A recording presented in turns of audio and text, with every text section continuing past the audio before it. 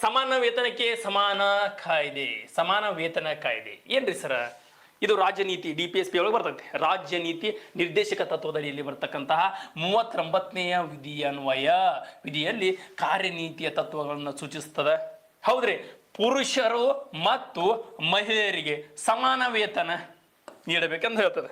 ಅಂದ್ರೆ ಇಲ್ಲಿ ನಮ್ಮ ಹಳ್ಳಿ ಒಳಗ ಗಂಡ ಬೇರೆ ಪ್ರಕಾರ ಮತ್ತು ಹೆಣ್ಣಾಳಿಗೆ ಬೇರೆ ಪ್ರಕಾರ ಇರ್ತೈತಿ.